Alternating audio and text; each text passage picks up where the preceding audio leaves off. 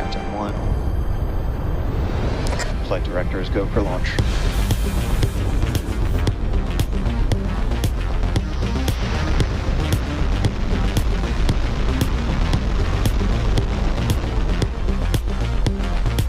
Stage separation. Booster landing burn center.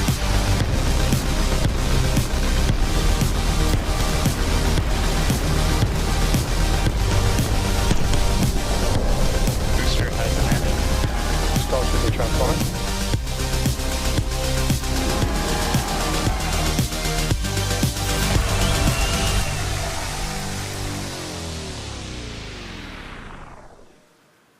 Hello once again, Star people, and welcome back to Starbase, Texas.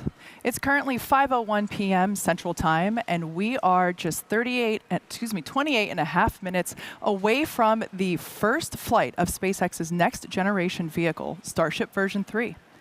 Yesterday's launch attempt was scrubbed due to a hydraulic pin on the pad tower that wouldn't retract. But good news, the teams were able to resolve that issue, and we're proceeding ahead with attempt number 2 and blue skies to boot. I'm Kate Tice, Senior Manager of Quality Systems Engineering. And I'm Jake Berkowitz, a lead propulsion engineer. And today we're coming to you live once again from just outside the production floor at Star Factory, where the team's preparing for Starship's 12th test flight. Yeah, yesterday was certainly a nail biter as we recycled to the T-minus 40 second hold a couple of times. And while we unfortunately weren't able to lift off, keep in mind that this is the first flight of a completely redesigned vehicle. So we actually learned a lot in what became a wet dress rehearsal yesterday. Yeah, that's right. And Starship version 3 has undergone significant upgrades, taking everything we've learned from the previous 11 flights to make a vehicle capable of full and rapid reusability. We're debuting a new launch pad, new booster, new ship, and new engines, just to name a few. Yeah, that's right. And as a member of the Raptor team, I can tell you we're all super excited to finally see the newest generation of Raptor engines, also V3, take flight today. I love that view looking up under the Super Heavy. Now, Raptor and Starship version 3 are designed to enable us to send payloads and eventually people all the way to the moon and Mars. Yeah, and in the meantime, we're planning to put Starship to work on future flights by launching bigger and more powerful Starlink version 3 satellites, which aim to substantially increase capacity in orbit, strengthen the network, and deliver an improved experience for customers. Now, turning our attention back to today, our primary objective for Flight 12 is to put these new redesigns all together in a real, live flight environment. From the outside, a lot might look familiar on Starship, but beneath the surface, it's all new. As we've said before, Starship is still a developmental program. What we're doing today is a test. We launch to learn, and we test like we fly. Yeah, and it's really the data we're expecting to get back from today's flight that will bring us closer to making Starship operational and unlocking the next generation of our future in space. So, no matter the outcome of today's test flight, excitement is guaranteed. Now let's head a couple floors upstairs where Dan Hewitt is just outside our Launch Control Center. How's it going up there today, Dan? It's going great, Kate. Everybody, welcome back for round 2. I'm Dan Hewitt with SpaceX Communications. We're looking good for a launch today. Do you want to do a quick summary, though, of what we saw yesterday, how we got back to launch? It's a really good example of all of the different moving parts that have to work together to get a rocket off the pad. About halfway up that tower, you see an arm that holds all of the propellant connections into the ship. It's also set up so that it kind of pushes against the ship to help make sure that we have a really good connection, and it stays attached when we unlatch that quick disconnect. There's a pin in the arm near where that attaches to the tower that has to be removed before the arm can swing away for launch. It's important to remember there's a lot of benefit to not release the arm too early or too late, and a lot of hardware that has to work in concert in very, very short time frames. We started to unpin it. Releasing that tension caused some motion in the arm that triggered a hold, and that put the pin back in. Then that got us into a bit of a tug of war between systems on the tower that rely on hydraulic pressure to work. Really, the arm trying to keep its pressure on the ship and trying to pull that pin out. You saw we made a couple of attempts to fix the issue, eventually got the pin to start retracting again, but hit the same motion hold. Ultimately ran out of time. The team, though, made some hardware, some software changes to get us into a better position to fly today. We had the tower team up there last night. They welded in some hardware that's going to cut down on the motion of the arm as it's pushing back when the pin's released. And getting all the data we saw on how this hardware interacts in those critical moments, went in, looked at our software, all of our logic, see where we were overly conservative, where we may have had holds built on the wrong readings or the wrong times. Overall, though, really fast work by the engineering teams put us in a position for flight today. Heroic work by our logistics teams to get all the propellant out there. But things are looking really good for launch at the moment. Right behind me, all of the flight controllers on console, looking at the rocket, looking at the pad, looking at the range, all the systems as we count down to liftoff. Propellant load is underway. You can see the rocket getting frosty. We're on track to launch at the top of our window at 5:30 p.m. Central Time. Weather has been gorgeous. Thank you to everybody who was outside yelling at clouds that got us weather yesterday. It extended into today, and we are looking at a green range right now.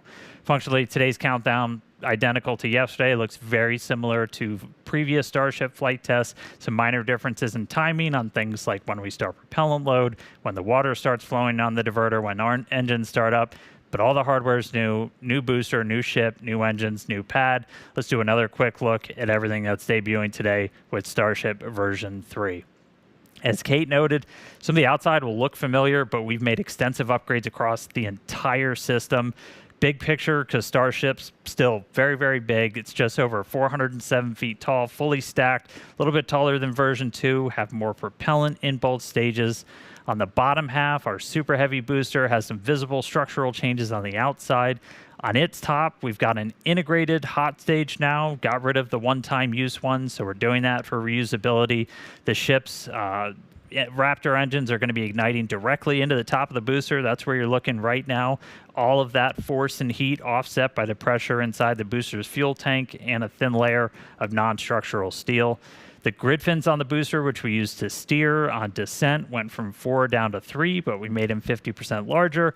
Higher strength, also use them for lift, and we'll use them for catch on future missions when we bring the booster back.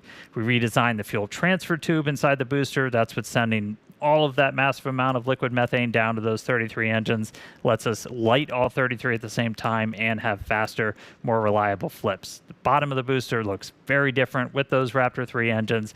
We deleted all of the bulky engine shrouds from previous generations, all of the prop, avionics hardware, everything for that super tightly integrated now, protected by much slimmer shielding.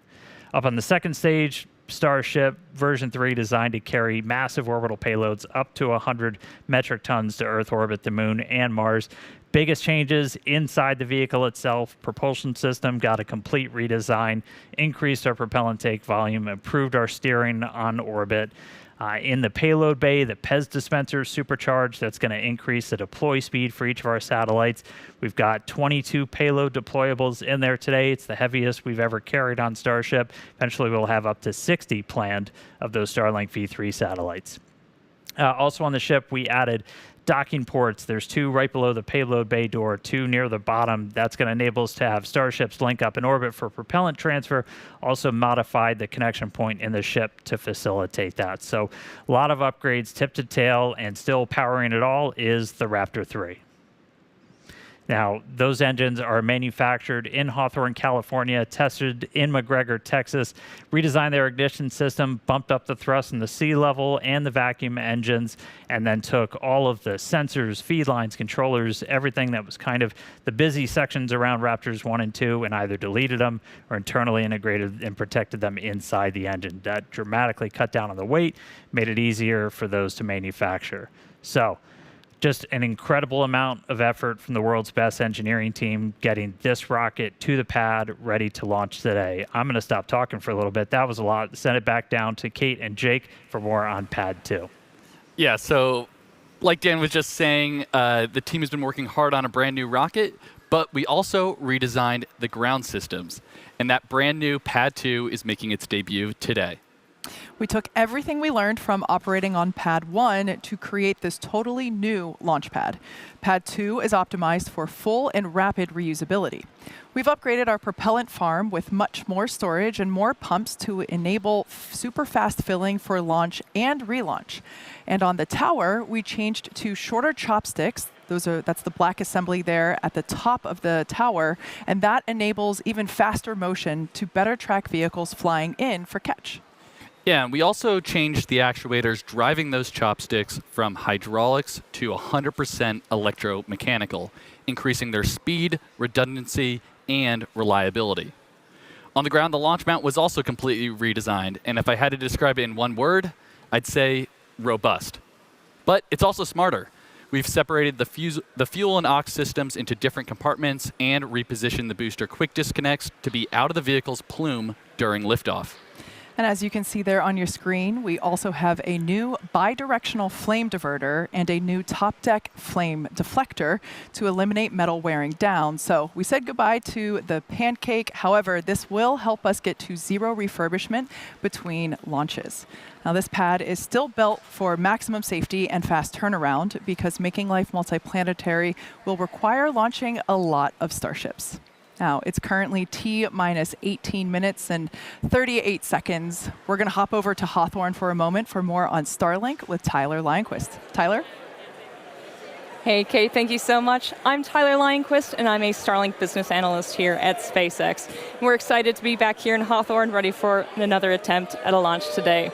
So as we talked about yesterday, on today's flight, we're deploying 20 Starlink simulators, plus 2 modified Starlink satellites, which our team internally refers to as Dodger Dogs, because they stretch the V2 Mini satellite propellant tank so that it sticks out from both ends of the satellite.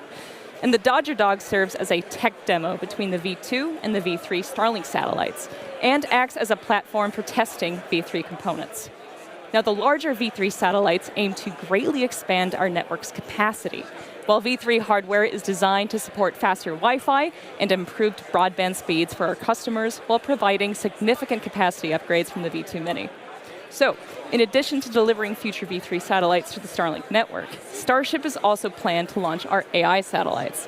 And as you may have seen during the TerraFab event in Austin a few months ago, Elon laid out the path to revolutionize cloud computing and AI infrastructure, leveraging the unlimited power of the sun, targeting 100 gigawatts to 1 terawatt of AI computing power annually. And from there, we're looking at connectivity beyond our planet too. Building on the technologies used to connect people on Earth, the Starlink team is exploring using Starlink to enable high bandwidth connectivity around the moon. With a constellation of satellites designed to connect to user terminals on the lunar surface, we could relay data back to our Starlink constellation in Earth orbit. So traditionally, deep space comms have relied on radio frequency transmission. But this new design would use lasers to relay data back to Earth, which can massively increase the bandwidth available to future lunar missions. We currently have thousands of lasers operating in our Starlink constellation around Earth, and deploying that technology around the moon could connect it with hundreds of terabits of capacity.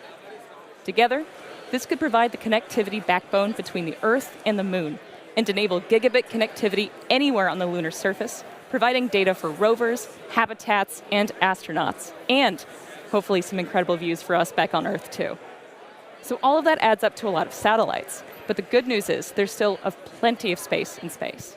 That said, the Starlink team takes space safety extremely seriously and works hard to encourage best practices across the entire industry so space stays open for as many people as possible. In fact, just yesterday, the Starlink team published a new update on Starlink.com to encourage all satellite operators to better coordinate and follow best practices to keep space safe. So for more on safety, go to starlink.com/updates. And with that, let's kick it back over to Kate and Jake and Starbase for today's mission profile. Thanks, Tyler. Now let's dive into the flight profile for today's test. As we've mentioned already, a couple times, there are numerous redesigns making their debut today across the entire launch vehicle. In light of this, we want to keep our learning focused on all of that new hardware and software. So we're running a flight profile that's similar to past Starship flights in order to minimize any new variables. Yeah, that's right. So as always, we start with liftoff, where Super Heavy ignites 33 of those brand new Raptor 3 engines, We power through ascent ahead of hot stage separation, where the booster shuts down all but 5 sustainer engines. Stage 2 then lights its Raptor engines while still attached to Super Heavy, where we see stage separation, debuting the integrated hot stage, directional booster flip, and engine relight for boost back using 33 engines. And after coasting for a few minutes, the booster today will target a landing burn and soft splashdown a few miles off from the coast of Starbase. Ship keeps it going with ascent burn to a suborbital trajectory. Then we'll deploy 20 Starlink simulator satellites and 2 Dodger Dogs, as we affectionately call them. We also plan to relight a single Raptor engine. Next will be reentry a few minutes later. For the first time in a while, we're intentionally not messing with Starship's heat shield. At that point, we should have some amazing views of the ship's Technicolor reentry through Earth's atmosphere. If all of that goes as planned, we'll finish the test with a landing flip, a landing burn, and a soft water splashdown in the Indian Ocean. And in just a few moments, thanks to Starlink, we'll be going live to the Indian Ocean and chatting once again with the ship recovery team stationed out there. Yeah, I'm super excited about that. That's going to be totally awesome. But sit tight, because first we're going to go to Dan for a quick status check. Yep. Hey, everybody. Good news. Still looking good. Range is green currently. We're expecting another update on that in just about 4 minutes. That should be our final determination. Weather continues to look amazing. Vehicle and pad both looking healthy. We are a little over 80% on fuel, 95 on LOX in the ship, and then a little more than 2/3 it's looking like on booster. So we are on track today, looking good for a launch right now at 5:30 p.m. Central Time. All right, so we're going to do that right at the top of our window. Once again, though, we're going to be targeting to send Starship around the world for a splashdown in the Indian Ocean. We had a really quick check-in yesterday with the Starship recovery team out there on station. They're helping us to maintain the range and a whole lot more. So let's jump back out there once more today. We've got Suren Sunai joining us live from the boat deck out in the Indian Ocean, a couple hundred miles off the coast of Australia. Suren, how's it going, man? Welcome to the Flight 12 webcast. How's everything looking out there in the landing zone? Dan, it's a pleasure to be here. I'm not going to lie to you, it's a little rougher than it was yesterday. Nighttime, it's hard to see the horizon, but we're looking at about 10-foot seas, and we're loving it, but it's rough. All right, what's your guys' primary job out there? I mean, you're out kind of in the middle of nowhere. What are you guys doing? So, like as you mentioned, like it's usually a 500 to 600 nautical mile sail from shore. And our primary goal is as a range clearing group. So like we come out here and make sure there's no one else in the area so the rocket can launch. But that kind of allows us to do our second goal, which is to conduct imagery of the rocket as it re-enters and as it splashes down. We get a lot of other data, but like the primary one is for sure imagery with an ensemble of maritime and aerial-based assets. And talk to us a little bit, because it's evolved over time, kind of humble beginnings of getting those views, to talk us through where we've gotten to now today. Yeah, I think some people know, but like the Markset bots are quite identifiable. That's the buoys that we use. And they were originally used as sailboat racers. And we kind of put them in as a Hail Mary attempt on Flight 5 to get imagery of the rocket as it came down. And we all thought it maybe would have worked, but we were super shocked and really pleased to see all of the buoys pointed right at the rocket as it came down, which was a testament to not only the scrappy engineering we were able to put together, but also the rocket's ability to land right on target. And then since then, we've kind of iterated more and more, and these buoys have become way more robust and have now a lot more data collection materials, not just visual imagery. And as a result, they kind of are the most mature versions they've ever been. And it's really cool because almost all the buoys that we're deploying even now for Flight 12, we just got them off our back deck a few hours ago, are the exact same ones that were used for Flight 5. And I saw a couple of user terminals. How's Starlink kind of playing a role in this entire operation? Dan, I'm not going to lie to you. If we didn't have Starlink out here, we would be screwed. Like just on like a usual basis of like working, we're allowed to like have calls with each other and like work on documents with each other, send things to each other in like a very timely manner because of the Starlink on the boat. But not only that, each one of these buoys is equipped with a standard Starlink Mini, the one you would just get from like ordering it commercially, and that allows us to not only operate the buoy remotely, but also to get live stream data and telemetry, which is honestly super useful, and I don't think we have another solution for it without Starlink. All right, before I let you go, what's it like? You're out there and then all of a sudden Starship appears out of the sky. What's that feel like, man? Dan, I can't lie to you. It feels awesome. Just like being on the boat, not seeing any land for miles and miles, and then hearing the Starship crack down with its sonic booms and watching it breach through the sky. It is one of the most magical feelings on Earth, and really excited to feel that again today. All right, well, thanks, Seren. Good luck, man. Hopefully we're sending a rocket your way real soon. Thanks for joining us in, man. I'm going to send it now back down to Kate and Jake for the latest progress we're making at Cape Canaveral in Florida. Thanks, Dan. Now, if we want to get to the moon and then Mars as fast as possible, there's really only one answer, and it's to launch a lot more rockets. Yeah, and to do that, we're going to need a few more launch pads and support buildings, which is exactly what we're working on over in Florida. So originally built for Apollo and then the Space Shuttle, Launch Complex 39A has flown 126 Falcon missions since SpaceX reactivated the pad in 2017.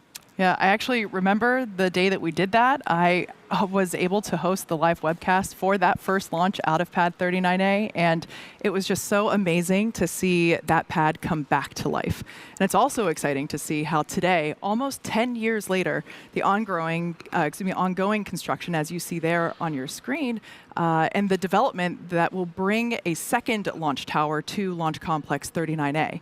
It's designed to expand our capabilities to support Starship launches in the future, while also continuing to support Falcon Heavy missions from the original Apollo Shuttle Falcon launch tower. Yeah, and we're not done. We're also building a Starship launch pad at Slick 37. And to support the uptick in future launches, there's Gigabay, a giant assembly and maintenance facility designed to prep Starships ahead of Florida launches. And when complete, this huge structure aims to hold 24 work cells in over 800,000 square feet of workspace. It's going to be a big building. So much space. So yeah, SpaceX's future in Florida is quickly taking shape with our very first launches on the horizon. Exactly. A horizon that aims for regular trips to the moon. And speaking of moon, we've got another special guest for you today. Dan, I think the last time you and I were on a webcast with this person was Polaris Dawn, as he was performing the very first commercial spacewalk. That's right, Kate and Jared. I don't know if today will be quite as cool as doing a spacewalk, but we're going to try our best to make it as exciting. Like, thanks for joining us here today, man. You had a heck of an entrance on the way in. It's great to be here. Yep, certainly great to do a little bit of a flyby. I think they should accompany all the great rocket launches, and we certainly got a great rocket out there on the pad. But wonderful to be back, and no surprise, it's always changing here. It looks amazing. I was going to say, it's been a couple of years. What was your impression flying in? It just the lay of the land. Well, I think it was actually maybe 10 months ago. I was here slinging pizzas. I got a new job now, but it was. There's been so much that's changed even since then. Yeah, the facilities look amazing. All the housing that's coming in here, and of course, you got 2 orbital launch pads out there and a rocket that's just looking fantastic, especially from the air. It's good. Yeah, you said you got a new job. It's been a slow start to your first 6 months. I mean, you only sent humans around the moon for the first time since the Apollo days. Bill and I kind of nerded out a little bit. Like, that was the last thing I worked on when I was at NASA, so seeing them go was just insane. Like, how's everybody feeling after the success of Artemis 2? Well, I'd say I have the best job in the world, and I certainly work with an unbelievable team. I mean, as you know, that mission was a long time in the making, so I got to show up at the right time to see everybody put all that effort to put it in action. But what a great mission. Those 4 astronauts, you couldn't have had better ambassadors for humankind to the stars. I mean, they really brought us all along for 10 days, and we're getting ready for what comes next. We're going to start stacking Artemis 3. We got a lot of the hardware in the VAB already. We're hoping to even get out to the pad before the end of the year, do another wet dress. So, all right. And we're looking forward to seeing this thing fly, because hopefully at some point in the not too distant future, we're gonna join up in Earth orbit. Yeah, what's coming up next, and ultimately, like, based on the moon, that's the big focus. Like, what's kind of the why? Like, why are we doing this for everybody?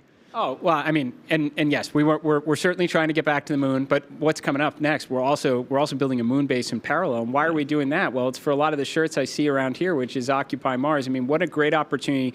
Go to the moon, return to the moon, build a moon base on the South Pole, interact with the water ice, right? Maybe work on some of those skills we're going to need when we're 4 days away from home for what we might need someday when we're 9 months away from home. But we got other things coming up too. You got Nancy Grace Roman. That telescope's going to launch later this summer. There's a lot lot of great, exciting things going on at NASA right now. Yeah, man. All right. Well, SpaceX, we're custom built to try and make life multiplanetary. We're super honored, excited to be part of this entire Artemis program.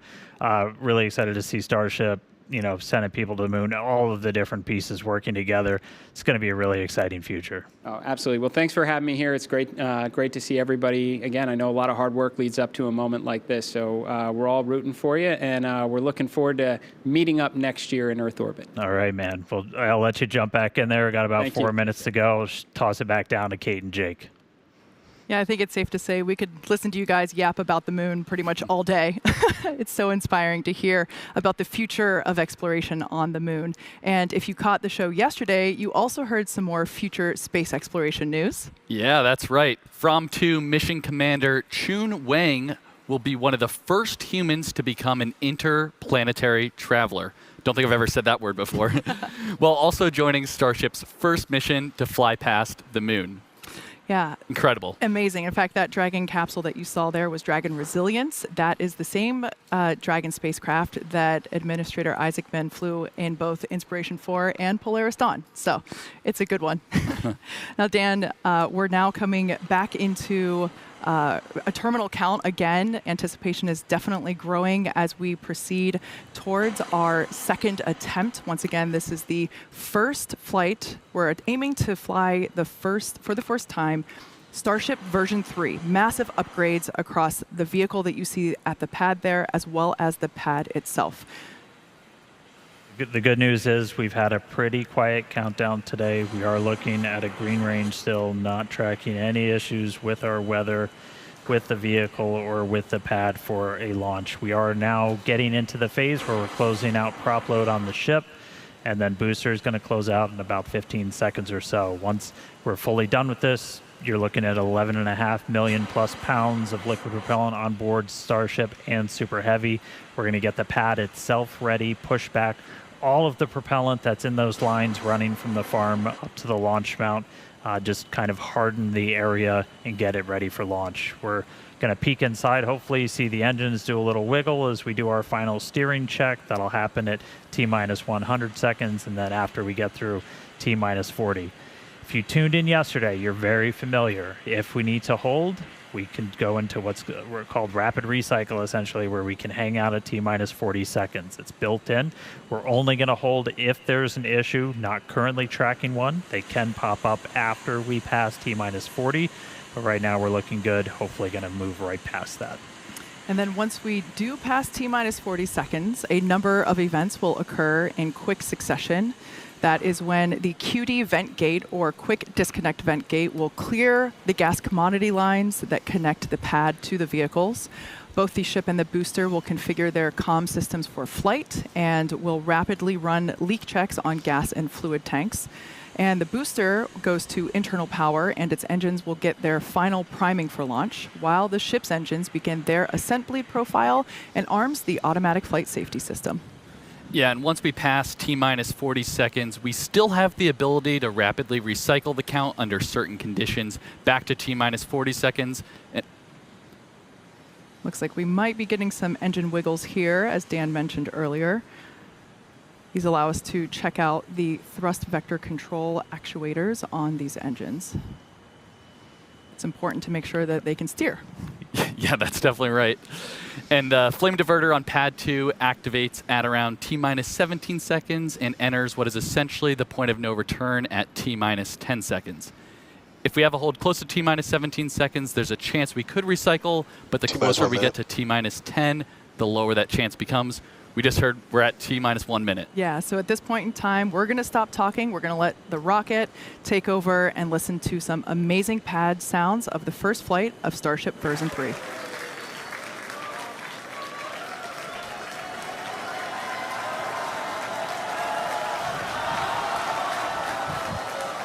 All right, we are holding. We were just waiting for the fuel pushbacks to complete into the prop farm. We did hear that that did just complete, so expecting them to reset that hold shortly.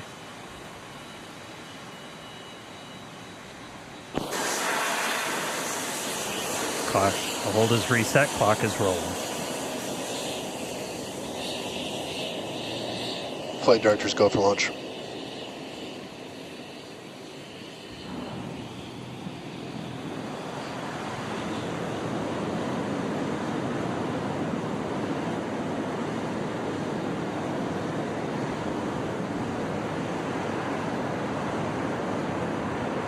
T-minus 10, 9, 8, 7, 6, 5, 4, 3, ignition.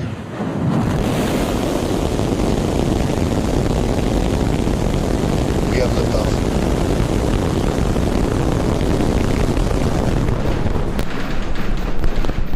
Pitching downrange.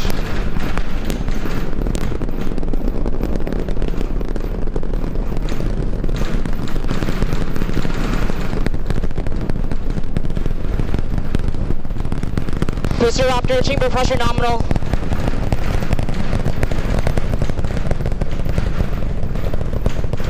All right, we are T plus 30 seconds into flight, seeing 33 out of 33 Raptor 3 engines on booster V3, ascending over the Gulf now, coming up on maximum aerodynamic pressure. Booster and ship, avionics power, telemetry nominal. Systems looking good. We're just passing through the period of maximum dynamic pressure.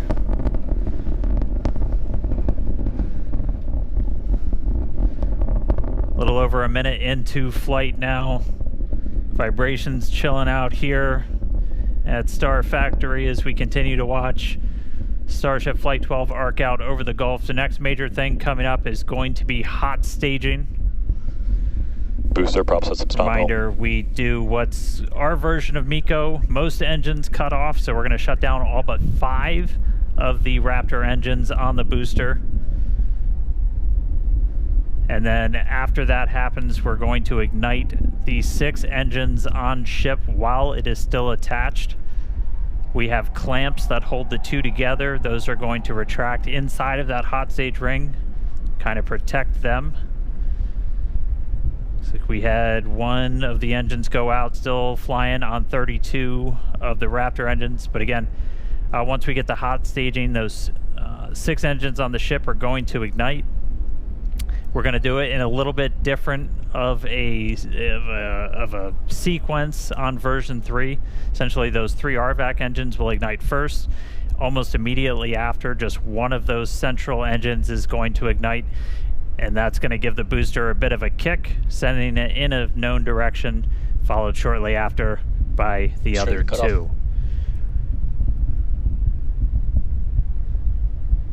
We're through MECO. Need separation.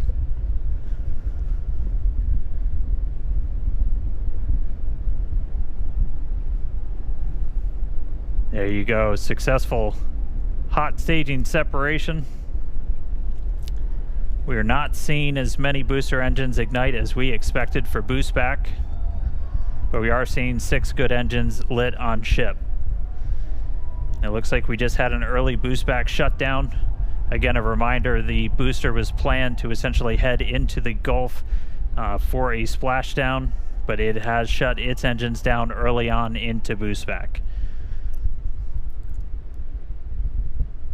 And we just see one of the RVAC, so we're now running on 5 engines on ship.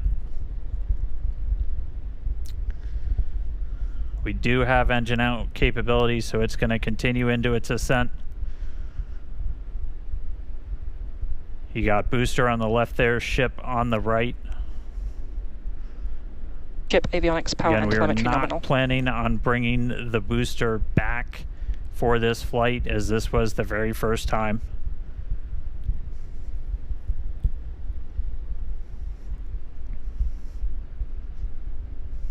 All right, so we're about 3 minutes, 50 seconds into today's flight.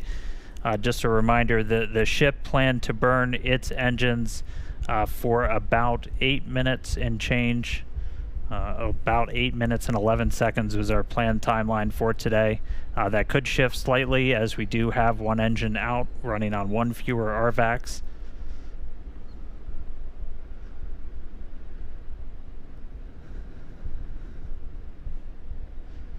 Again, continuing to watch. So booster did not complete its boost back burn. We would not see all of the engines ignite that we expected. Are continuing to get some views from it, though. That's going to make a splashdown somewhere in the Gulf. Reminder, we clear air, sea space, everything for these launches.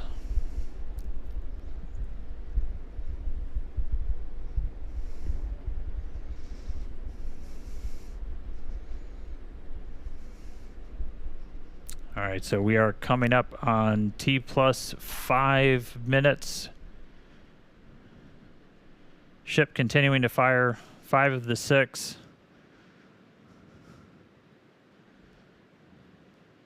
Standing by for callouts, making sure ship's on its planned trajectory. Again, we are planning a suborbital trajectory for the ship today.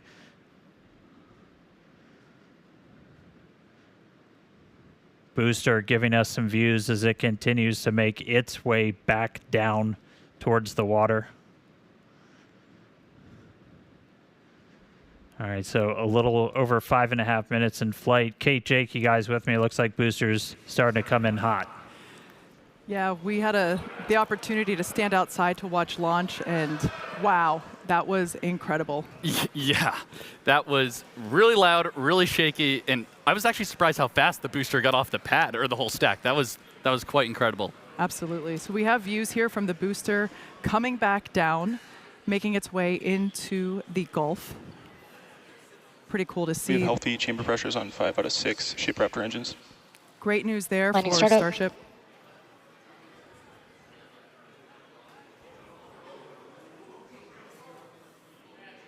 Once again, we were not going to bring the Super Heavy booster back to the tower. We were planning on having it land in the Gulf.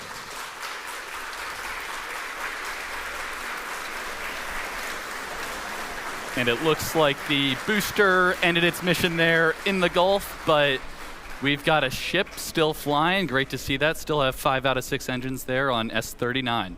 Yes, we also heard good chamber pressures as well on those engines that are lit.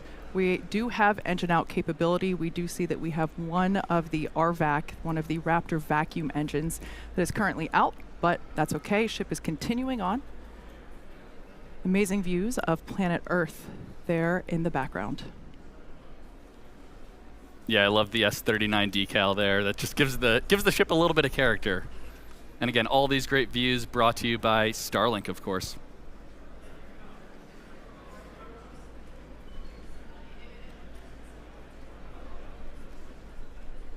Yeah, obligatory shout out to the entire Starship avionics, camera, electronics team. Did a whole lot of work to get these upgraded cameras. A look inside of the ship skirt, you can see those 3 center engines ignited. The RVAC's continuing to fire as well. We did see at least a couple engines fire up on booster for that landing burn before we lost contact with it. We should have just a little over 20 seconds to go. We'll see if the burn extends a little bit for the engine out. Essentially, you can run your engines a little bit longer or throttle up a little bit more to account for the one engine not being lit. So right now we are standing by for SECO.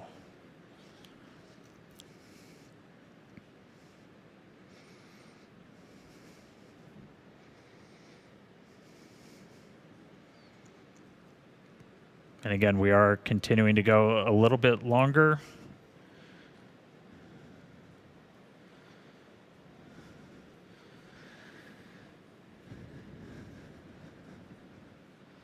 Five engines still burning on ship.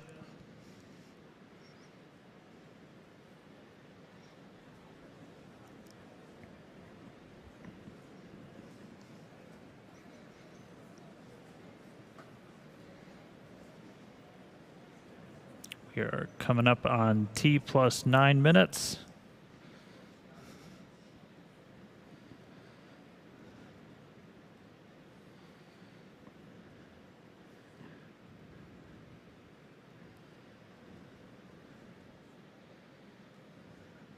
And starting to see shutdown. RVACs have shut down. Sea levels are shut down.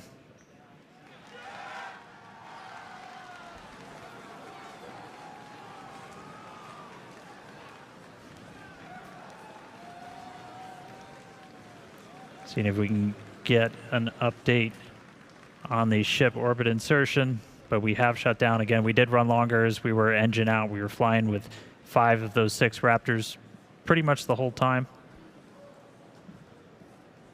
Ship FTS is saved.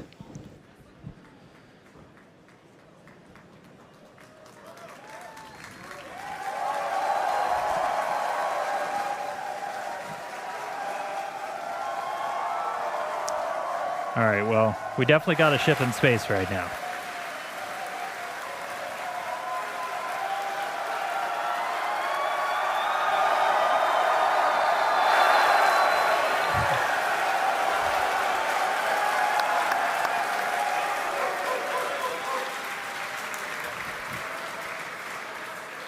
As you can see, the teams are incredibly excited to see Starship there in space. We are awaiting the call out of nominal insertion, so we're going to stand by for that. We can see the flaps moving here, actuating.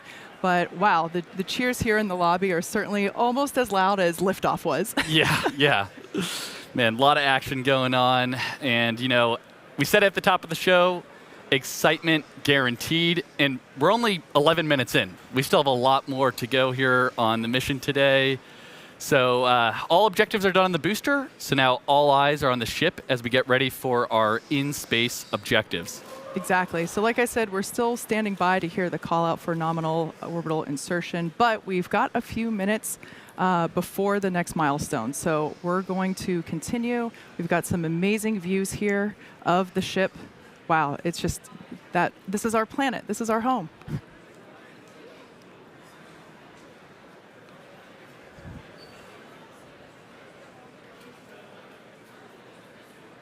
As a reminder, the objectives for ship today not only included the separation that we saw, but we're also planning to deploy 20 Starlink simulator satellites, as well as 2 Dodger Dog satellites. That's what our internal teams refer to as our newer satellites. We saw a preview of those earlier. We should see those deployments here in a little bit. We're also hoping to perform a relight of a Raptor engine as well. Yep, that's exactly right. And the relight will look a little bit different this time. We're hoping to get a little bit of a longer duration. Of course, we got to see once we get there. And that relight won't actually be changing our orbit necessarily, but we're doing it more so as a technology demonstration.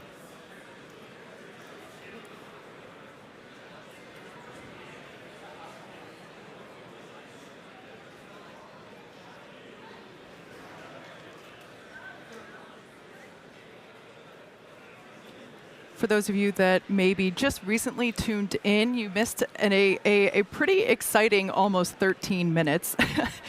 We had a liftoff pretty much on time, almost right exactly at 5:30 p.m. We did have a brief hold at the T-minus 40-second period, but we were able to proceed through that, and we saw a gorgeous liftoff.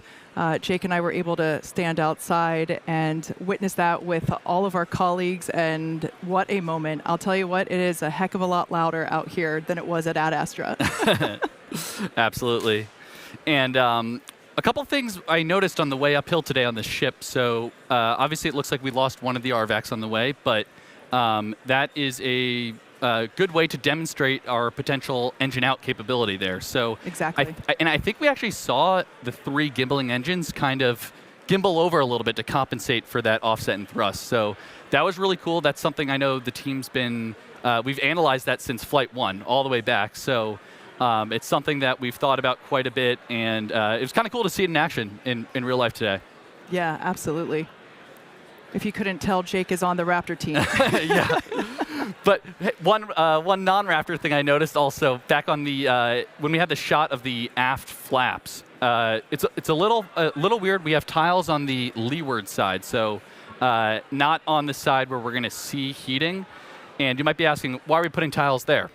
I had the same question actually. So I talked to some of our heat shield engineers the other day, and we're actually running. Yeah, here's the shot right here. Great. So the fact that we're seeing all these tiles still on the flap right now is really good, because that actually was one of our experiments where we wanted to test different connection methods on the way uphill on ship, so actually ascent. So it looks like most, if not all, the tiles are still hanging on there, so that's actually a really good data point. Looks pretty good to me. Now, once again, this view is from the side of Starship, which is basically the second stage of the Starship vehicle as a whole. This is one of the flaps on the vehicle that helps to control its position and attitude as it is orbiting, and also helps to control during reentry as well. That's a critical phase. I mentioned earlier that we're hoping to deploy those Starlink satellite simulators, as well as perform an in-space relight of a Raptor engine. If all of that goes well, we will be targeting a soft splashdown in the Indian Ocean. We heard from Suren on the recovery team a little bit earlier. They are standing by waiting to receive the ship that we see here. All right, let's send it upstairs. Dan, how's it looking? Hey guys, we are looking good. It does look like we are within bounds of what we analyzed if we were down one of our RVAC engines. So I wouldn't call it nominal orbital insertion, but we're on a trajectory that we had analyzed, and it's within bounds. So team's continuing to work through it with that engine out. They're working through some steps on the engines. We probably will end up skipping the Raptor Relight for today, but it sounds like we should still be on for payload deploy, at least at this time. So very dynamic moments right here with the ship, but we do have it in space. It is on a trajectory now, headed towards the other side of the planet, and then a splashdown in the Indian Ocean. It's going to start to get darker. We're heading into an orbital sunset, so we're gonna have darkness for a little bit, and then it'll brighten up once we're on the other side of the planet, and hopefully looking at some good daylight when we re-enter into the Indian Ocean.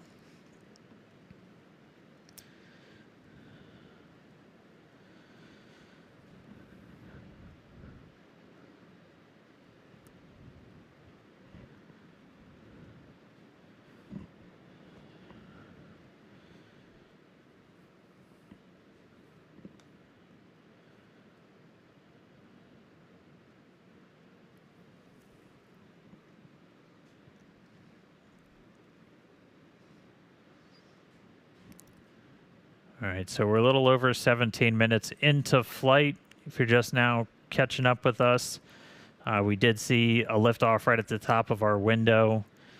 Super Heavy getting off the pad, initially lighting all 33 of those Raptor engines, got through a successful hot staging. Initially lit 6 engines on ship, had 1 RVAC go out on the way uphill, but still able to make it into space. And right now we're trying to see if we are going to get into payload deploy still. We're coming up right on the part of the timeline when we were expecting it. You look inside a Starship there. Oh, I see a door opening. Looks like Hal didn't wait. Pez door is open. Just a reminder, we've got 22 deployables in the payload bay today. 20 of those Starlink mass simulators, and then 2 are Dodger dogs, as we like to call them internally, sitting up their modified V2 Starlink satellites. Those are going to be testing a bunch of components that we're planning to fly on Starlink V3, and we've also got them outfitted with a number of cameras for another tech demo that we're trying out on this flight. We definitely are looking for a way that we can look at Starship's heat shield while it's still in space. You can kind of only see so much from the cameras and the flaps. You can't see everything kind of on the underbelly, and one of the only ways you can do that is if you got something else flying near it. So we're going to attempt to our final 2 satellites going out the door have a suite of cameras on them that are going to be looking back at the ship. We're going to be in nighttime, and so we've got, sounds like we're getting into payload deploy. We'll be in nighttime. They've got some powerful flashlights on them to try and illuminate the ship's heat shield while we fly away from it. So, we see some Pez motion.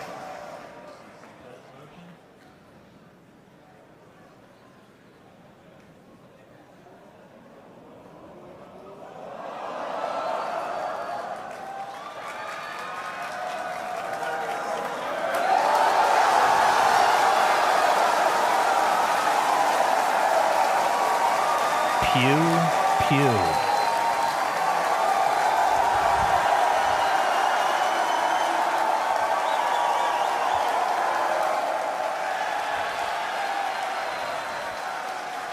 2 down, 20 to go.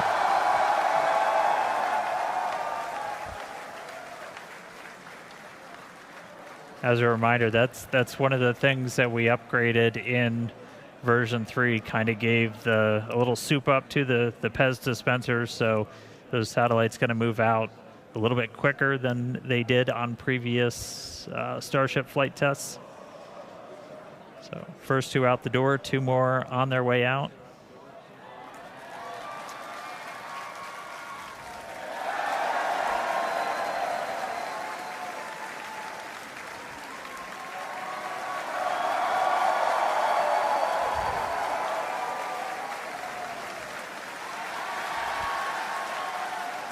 All right, 4 down, 18 to go.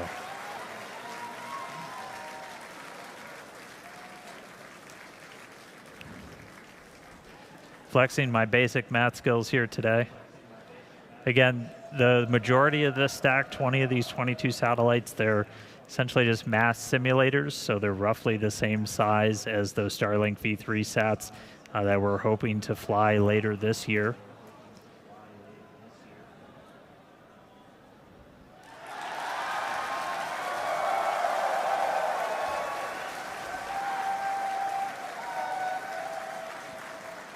And from this top-down view, so you're looking down at the stack, those 2 satellites you see on the very top, that they'll look very different. They've got solar arrays. They've got a bunch of other deployables on them that we're going to be testing out that are going to be V3 tech, and they've got 3 engineering cameras and then 1 other camera that's hopefully going to be giving us some views of Starship in space. But we will see how that works. Again, this very much a tech demo. We're going to deploy those. The satellite's going to kind of try and turn everything on, look back at Starship, and the primary reason we're trying to do this is to get some views of the heat shield.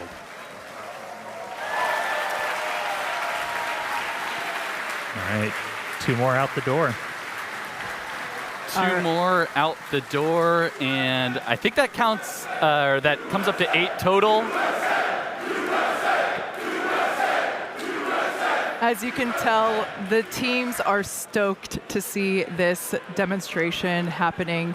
It's pretty incredible to see this happening live from space. Now, as we noted earlier in the show, but worth repeating, this Starship, version 3, is built to deploy up to 60 of Starlink's more advanced V3 satellites. Everything's V3. Designed to offer 60 terabits per second of downlink capacity per satellite. Now, that is 20 times more than each Falcon 9 does today. Incredible. All right, I think that's number 10 going out the door. Yeah, there it goes.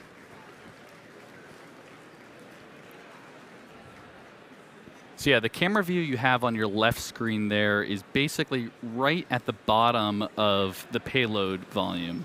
So the kind of dome-shaped structure you see there that's actually the top of the fuel tank. Then the camera view that you have on the right is an external camera that we have positioned so that you can see basically the light through the open PEZ dispenser door that you see. That's that sliver of light. We can see the Starlinks here deploying as each one comes through.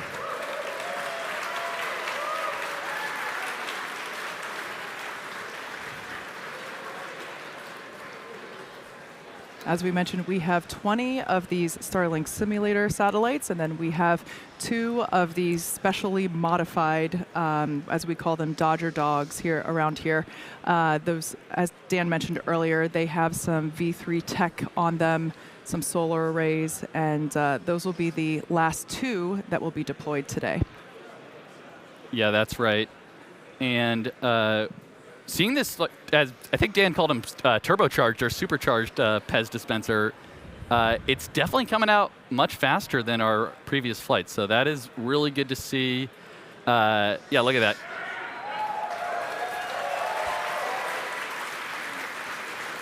And especially once we, fill Starship up all the way with around 60 or so of these Starlinks, being able to deploy them fairly expediently is going to be important for designing the overall mission profile.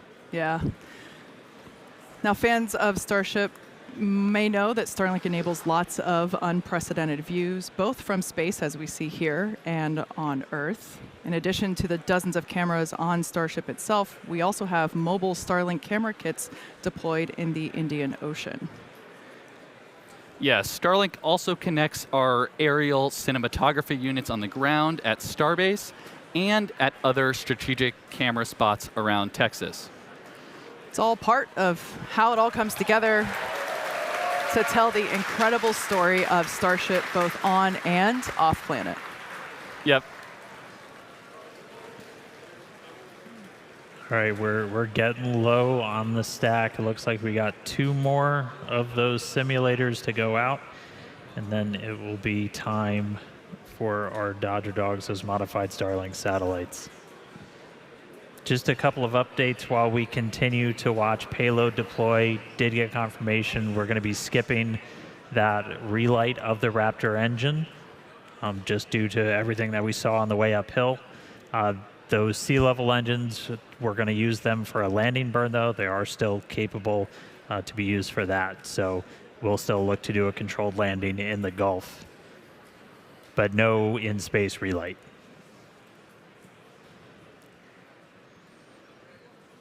All right, I think that's 19 and 20 headed out the door.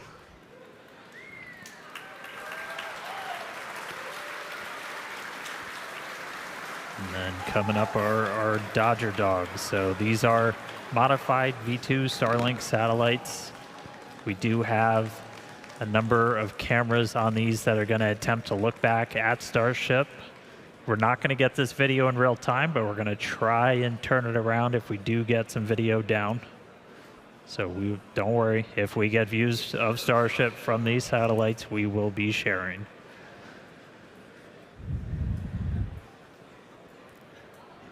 And these will be exciting because, again, they're really a tech demo, getting our chance to test out some of the technologies for version 3. All right, I think that's 18 and 20. My basic math skills are failing now. All right, here we go.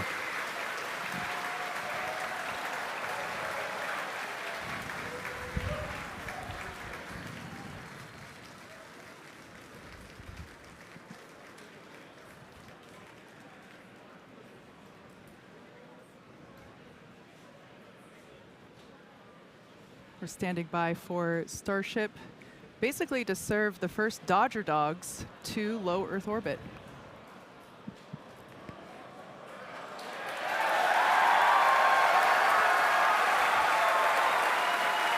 And one out the door.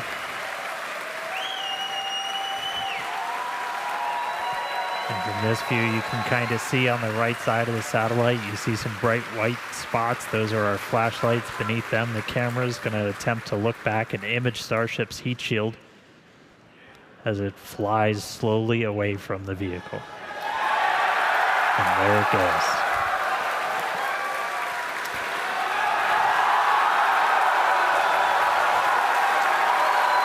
Let there be light.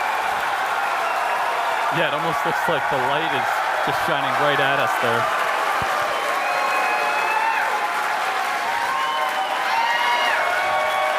If you couldn't tell, we're pretty excited. Yeah. It is always sunny in space.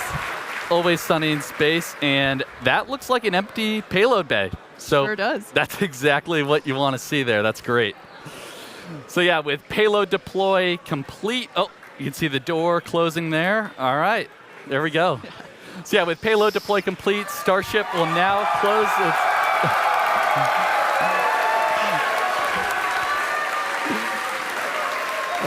yeah, Starship, we closed the payload door, and we're going to continue to coast around Earth all the way to the Indian Ocean. So still a lot of major events to come today. Sounds like we're not going to hit that Raptor relight, based on what Dan was saying, but after that, of course, we'll have the atmospheric reentry and splashdown. And with that, we're going to go on another quick coast. So sit tight, enjoy some amazing space views and the space jams, of course. And we'll be back in a few minutes for Raptor relight, or excuse me, not for the relight, but we'll be standing by for atmospheric reentry.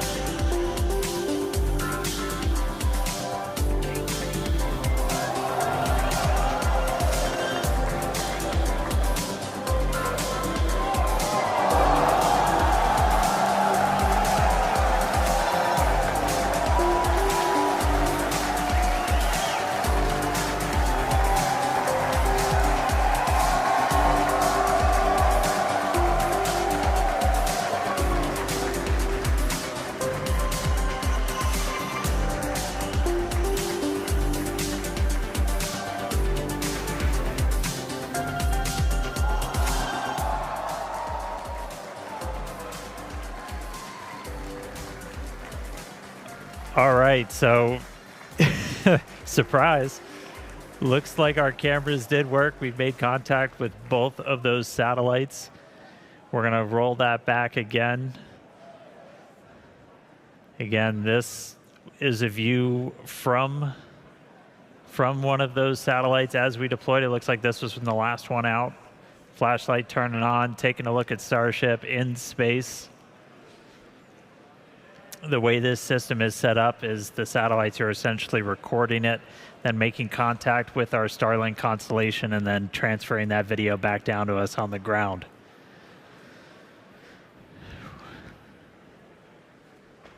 That's a Starship in space. So aside from just being really cool, this was our test to try and develop a free flyer that we could fire outside of Starship's payload bay, look back at it, and then do essentially a pirouette with Starship to get a look at the heat shield, where it's going to be really important when we start bringing these things back for a catch, which we are hopefully doing in the not too distant future, as they are intended to be fully reusable. But this will give us an opportunity to look at the heat shield while Starship is still in space. So there was a glimpse. We'll see if we get any more video down from those satellites, but I mean, that's one we've been chasing for a while, so really cool to see it come to fruition here on Flight 12. All right, coming up on 40 minutes into the flight, and we should start hitting the reentry period in the next 7 minutes or so. You'll start to see a light show building up. As we had talked about, we did skip that on-orbit relight of the Raptor engine. It was not needed for our trajectory or anything. We are on this suborbital trajectory to splash down in the Indian Ocean. We are going to attempt a landing burn.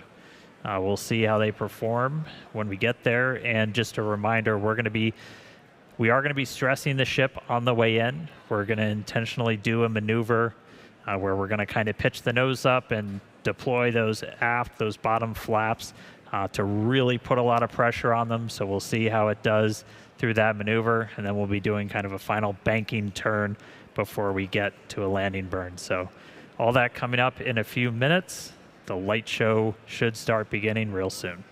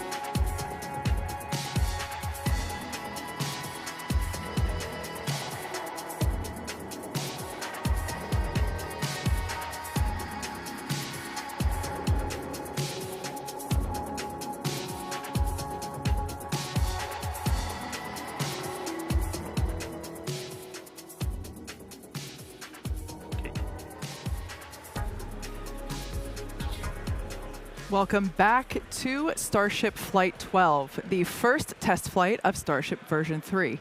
As Dan mentioned earlier, we were able to make contact with the modified satellites just shortly after deployment. And as you may have seen, we got some sweet views of those sats looking back at the ship. Pretty cool to see. Yeah, those views were incredible.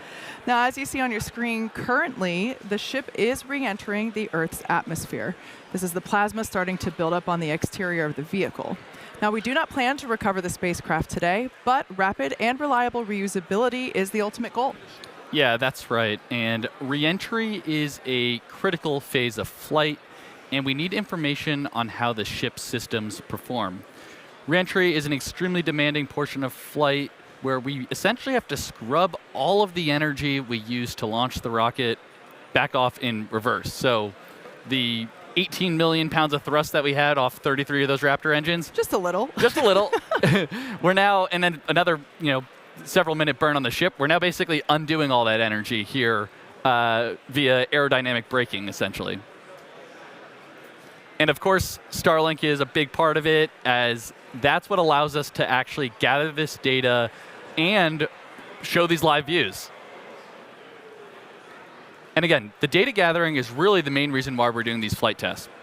So Starlink provides us just one more path to collect that data that ultimately allows us to rapidly iterate Starship's design.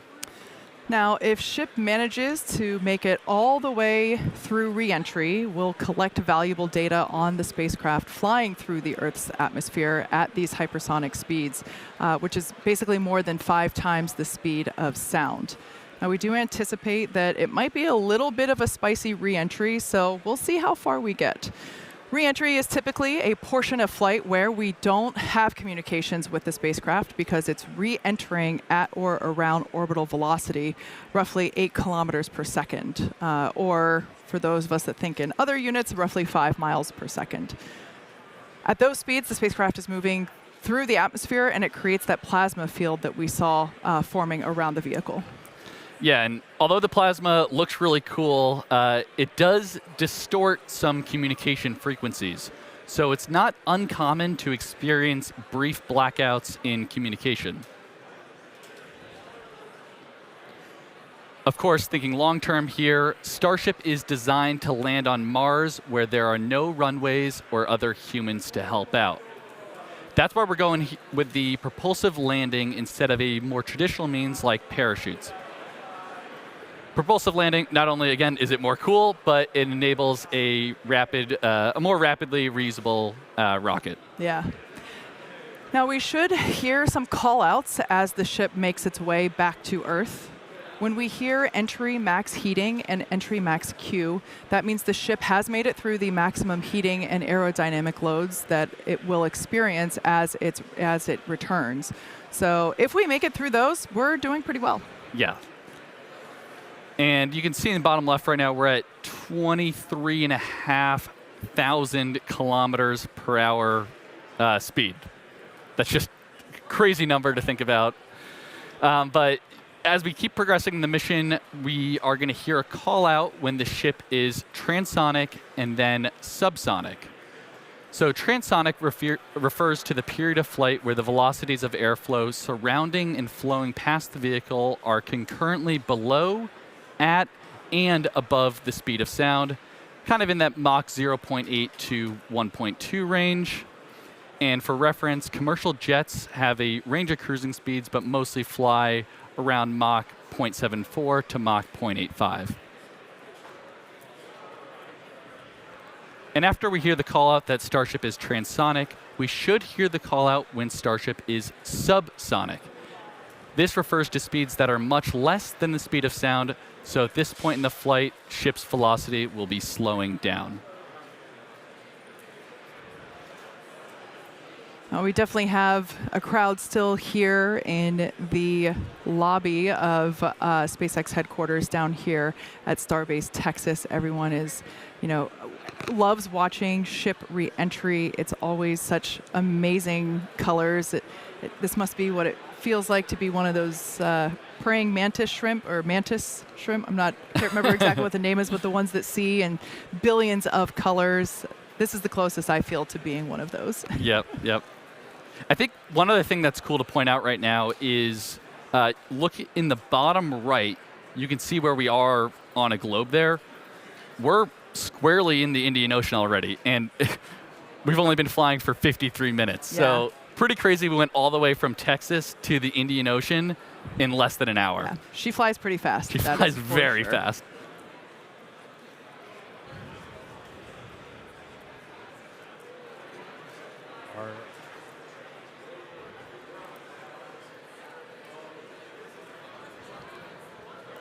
All right, so the light show continuing. We are through the period of peak heating, and we'll be looking at the peak pressure coming up in the next couple of minutes. The next 10 minutes are probably going to be the spiciest of entry today.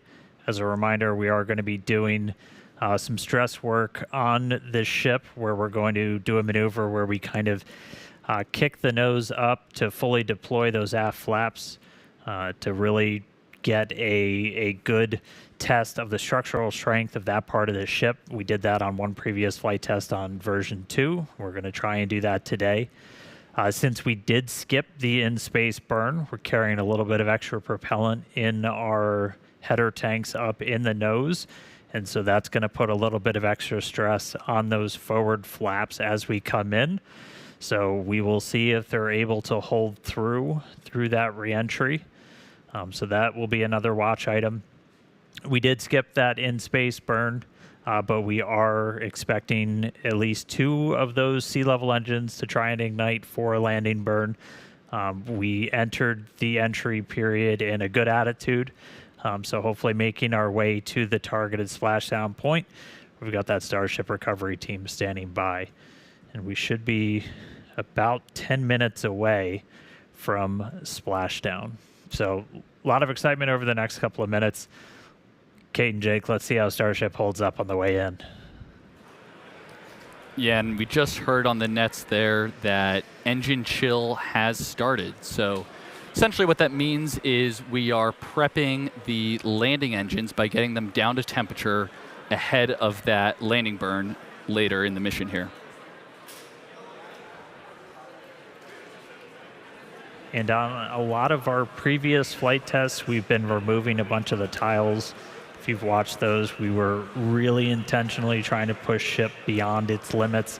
On the last flight, we even had basically a hole get punched into the liquid oxygen tank that you could see when we did the landing burn into the ocean, and this ship was still able to make it. But right now, we're really going to be testing the structural strength of these flaps on the way in. Again, this is a flight test. We're trying to intentionally find where our limits are.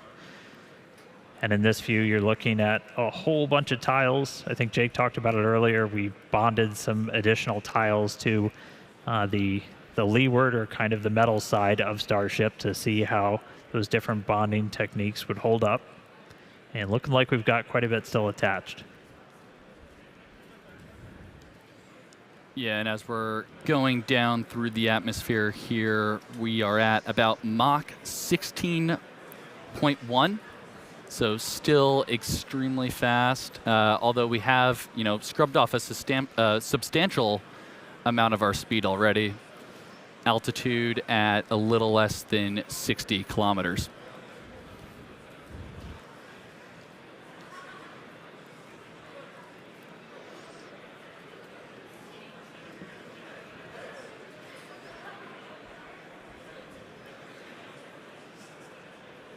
All right, we're about 8 minutes away from our targeted landing and splashdown time. Again, this is when the ship's going to start really Ship is getting approaching the the ringer. end of the peak heating region. Just heard the call out, getting to the end of the peak heating, so the highest temperature the Starship's going to see during its reentry.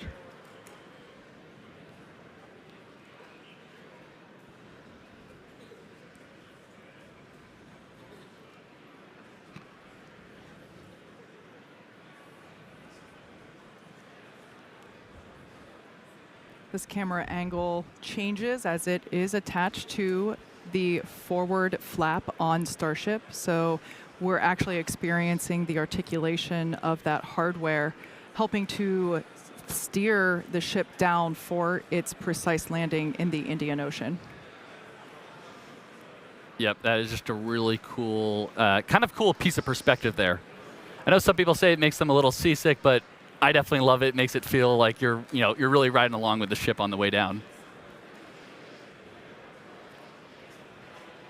Yeah, and aside from just looking cool, all these camera views providing just really critical data on how the heat shield, how the flaps themselves are holding up. That's why we've got these in the flaps and then all scattered all around the ship so you can see how they hold up. There's some internal to the vehicle too and we're getting all of this video back via Starlink. Even as we're just enshrouded in plasma, we're able to kind of operate at a high enough frequency to punch through, and that is blue ocean and sunlight you're seeing just beyond the flap. So we are coming down into daylight, hopefully splashing down in the next 6 minutes or so in the Indian Ocean.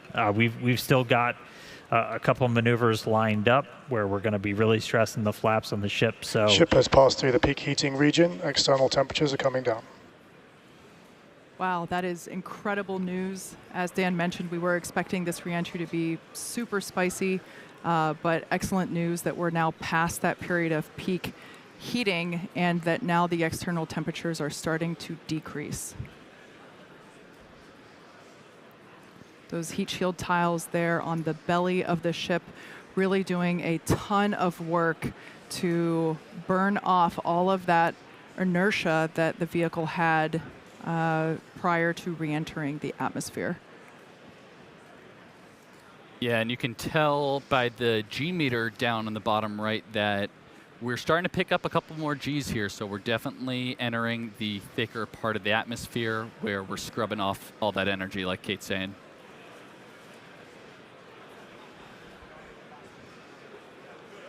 all right, just about 5 minutes or so to go. We're coming up shortly on the maneuver where it's affectionately called the flap slap, where we're going to kind of pitch the nose up on the ship, and you're going to see those aft flaps, the ones in the very bottom, fully deploy.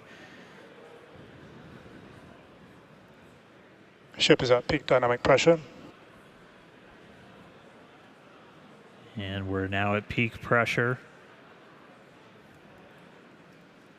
Ship flap load test has started.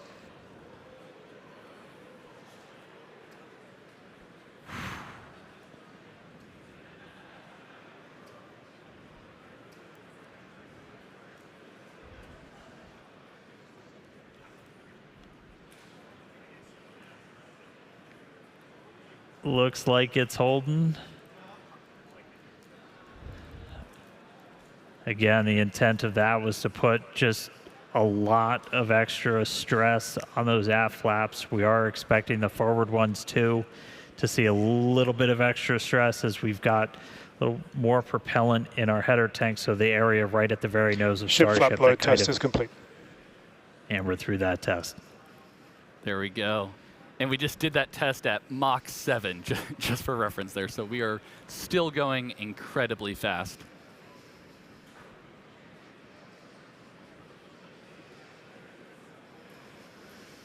All right, we are just about 3.5 minutes or so away from our targeted landing burn. Again, we're expecting to try and see 2 of these Raptor engines light for the landing burn. Normally we plan for 3, but we're going to give it a try with 2.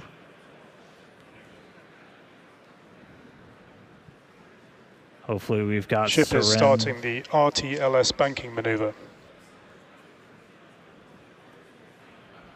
And that right there, so we're starting a banking maneuver, and essentially what that is when we come back to Starbase, or when we plan to come back to Starbase, the trajectory is designed so we'll essentially swing out over the Gulf and do a swoop maneuver to then come back to the towers for catch. And so we are doing that exact same maneuver as we head towards our targeted splashdown in the Indian Ocean. Yeah, and that call out there that we heard, RTLS, stands for Return to Launch Site. So definitely a pretty cool thing we're demoing here on the ship. You know, as in the future, we are going to be trying to bring the ship back to the launch site, which is going to be absolutely insane. Absolutely. But of course, we want to test out these maneuvers, these principles prior to actually bringing the hardware back to the pad. This is the same reason why we were intentionally not trying to bring the booster back to the pad. So we're trying all these things out in this developmental phase of the vehicle and really proving what a test flight is. Absolutely. Dynamic pressure is coming down.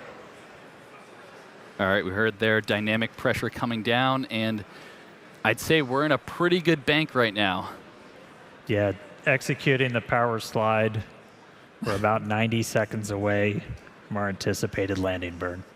Clouds coming up, pretty sunrise on the other side of the planet. Starship is subsonic and is on target.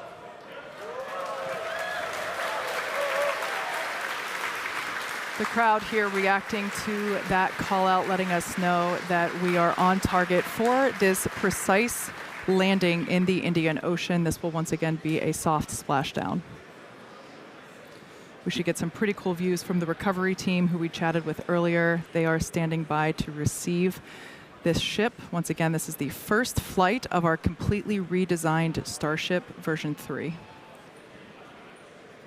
Yeah, and if you remember the suborbital flights from a few years ago, this is very much the same regime that we're in here. So we're sub 15 kilometers executing what we call the belly flip maneuver. Yes, serial number 8, the first belly flop. I remember it well.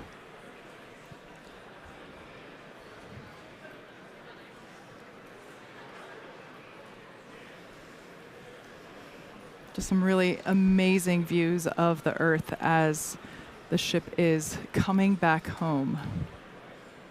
Thanks, Starlink.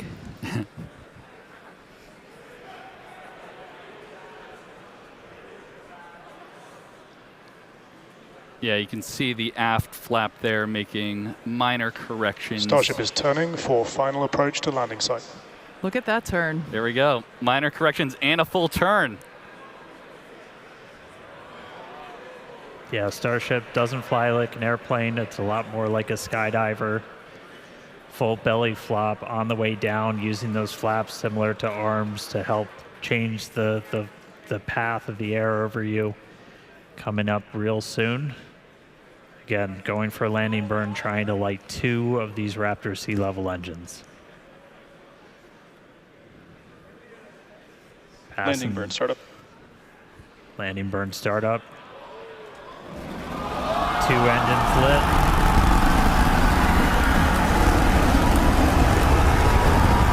Successful flip.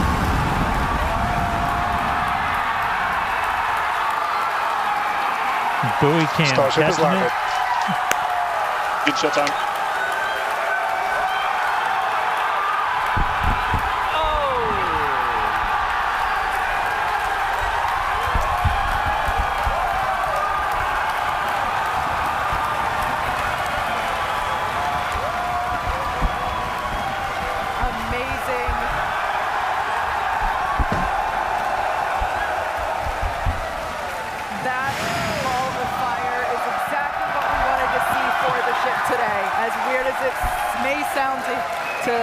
To hear, but it is the truth.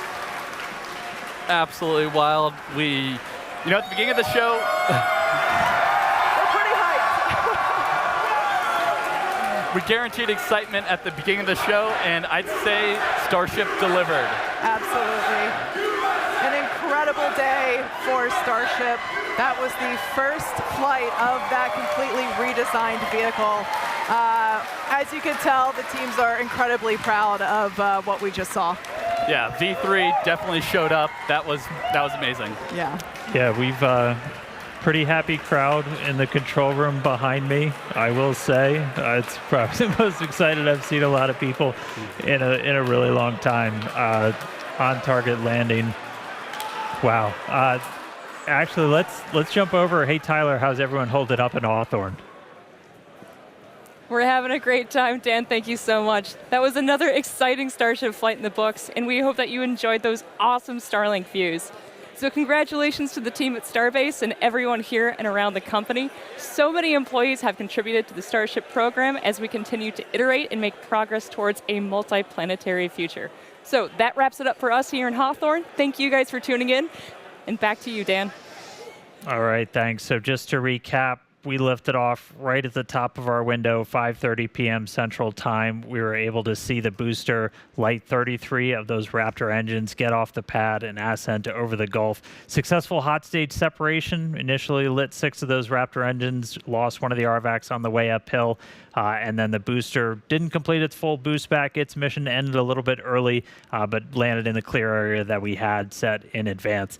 Once we were on orbit with ship, we were able to get through our payload deployment, 22 satellites, the 20 simulators, the 2 Dodger dogs, which successfully turned on cameras. We'll see if we got any more views from those. So obviously stick around. Skipped the Raptor Relight, but made it through reentry, on target landing in the Indian Ocean. You saw those views. Starship made it. It's been a long time coming. We're really excited to see this vehicle fly, and there are several more on the way. So that's going to do it for me up here. Send it back down to Kate and Jake and everybody who I hope is at least a little bit excited down in Star Factory. Oh yeah, it is absolutely insane down here. We would, of course, want to thank the fine people of Cameron County, including the residents here at Starbase, as well as the Coast Guard, the Federal Aviation Administration, the Government of Mexico, and of course, the Australian Space Agency. Yeah, so honestly, just huge congratulations to all our teammates here at SpaceX and everyone who's supported the Starship mission just in general here. It's been a massive effort, really incredible. Yeah, there's a lot of people that worked really hard to make things look easy, so shout out to those teams. Now be sure to follow SpaceX on X for updates and more exciting views that we didn't get to show you on today's live program. I have a feeling we'll see some pretty amazing stuff come from those demonstration satellites that we were able to show some initial footage of. Now, if you're interested in more launch coverage, head on over to our profile on X. We also have spacex.com/launches for you to check out for the most up-to-date information. So thanks to all of you for tuning in. We're going to close it out and celebrate with our colleagues. Thank you so much for tuning in, and have a great night. We'll see you next time.